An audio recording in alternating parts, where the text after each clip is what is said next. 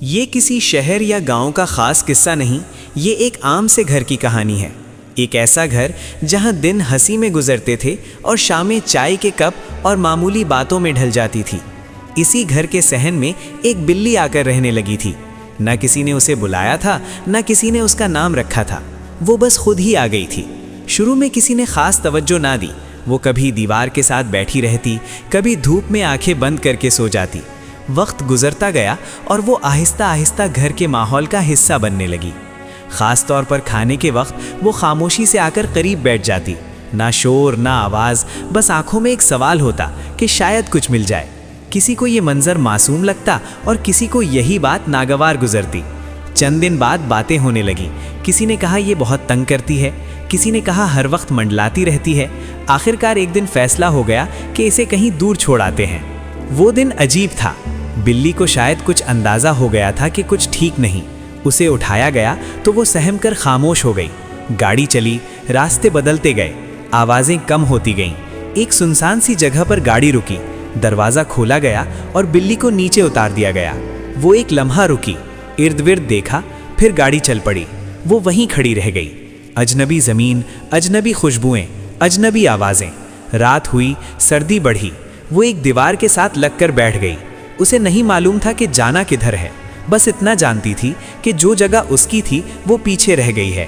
پہلی رات اس نے جاگتے ہوئے گزاری، کبھی کسی آواز سے چونک جاتی، کبھی کسی سائے سے ڈر جاتی۔ بھوک نے پیٹ میں اینٹھن پیدا کی، مگر آس پاس کچھ بھی ایسا نہ تھا جسے وہ پہچانتی۔ دن نکلا تو اس نے چلنا شروع کیا۔ وہ نہیں جانتی تھی کہ صحیح راستہ کون سا ہے، مگر اس کے اندر کوئی چیز تھی جو اس نے آگے بڑھنے پر مجبور کر رہی تھی۔ وہ گلیوں سے گزری، سڑکیں پار کی، کتوں سے بچی، لوگوں کی لا تعلقی دیکھی، کہیں دھتکارا گیا، کہیں پتھر پھینکے گئے، کہیں صرف بے حسی ملی۔ دن رات میں بدلتا رہا اور رات دن میں۔ اس کے پنجے زخمی ہو چکے تھے، جسم تھک چکا تھا، مگر دل میں ایک عجیب سی ضد تھی۔ اسے یاد تھا ایک صحن، ایک دروازہ اور ایک وہ شخص جس کی آنکھوں میں اس نے کبھی نرمی دیکھی تھی۔ وہ اسی یاد کے سہارے چلتی رہی۔ کئی بار وہ رک گئی، کئی بار اسے لگا کہ اب بس نہیں ہوگا، مگر پھر وہ اٹھ کھڑی ہوتی۔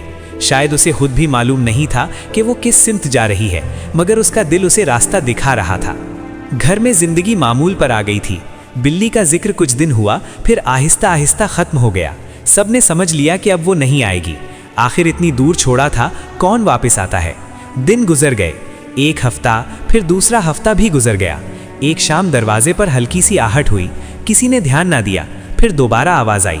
دروازہ کھولا گیا تو سامنے وہی بلی تھی، کمزور، غرض سے اٹی ہوئی، آنکھوں میں تھکن مگر عجیب سی پہچان۔ کچھ لمحے کے لیے سب خاموش ہو گئے۔ کسی نے نہیں پوچھا کہ وہ کن راستوں سے گزری، کن خطرات سے بچی، کتنی بار گری، کتنی بار اٹھی۔ وہ بس خاموشی سے صحن میں آ کر بیٹھ گئی، جیسے کہہ رہی ہو، میں واپس آ گئی ہوں، یہی میرا گھر ہے۔ اسی لمحے دل میں ایک بات اتر گئی۔ نبی کریم صلی اللہ علیہ وسلم نے فرمایا کہ بلی ناپاک نہیں، وہ تو تمہارے ارد گرد گھومنے پھرنے والوں میں سے ہے۔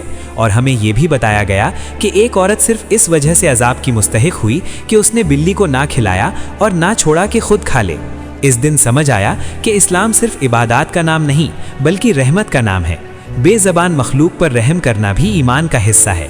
وہ بلی صحن کے ایک کونے میں جا کر بیٹھ گئی، نہ شکایت، نہ آواز، نہ گلا۔ میں اسے دیکھتا رہا اور دل میں ایک خیال بار بار ابھرتا رہا کہ اگر ایک بے زبان جان اتنی دور سے واپس آ سکتی ہے تو شاید اللہ بھی ہمارے لیے واپسی کے دروازے بند نہیں کرتا۔ ہم جتنی مرضی دور چلے جائیں، گناہوں میں الجھ جائیں، راستے بھول جائیں، مگر ایک لمحہ اخلاص کا ہو تو رب کی رحمت ہمیں بھی گھر واپس بلا لیتی ہے۔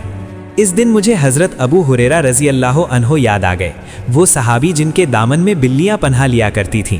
میں نے آسمان کی طرف دیکھا اور دل ہی دل میں کہا، یا اللہ ہمیں بھی وہ دل دے جو بے زبانوں کے لیے نرم ہو جائے، کیونکہ جو دل تیرے بندوں کے لیے نرم ہو جاتا ہے وہ کبھی تیری رحمت سے محروم نہیں رہتا۔ بلی آج بھی کبھی کبھی کھانے کے وقت پاس آ کر بیٹھ جاتی ہے، مگر اب وہ مجھے تنگ نہیں لگتی، بلکہ ایک خاموش سبق لگتی ہے جو دل کے ہر کونے کو چھو دیتی ہے۔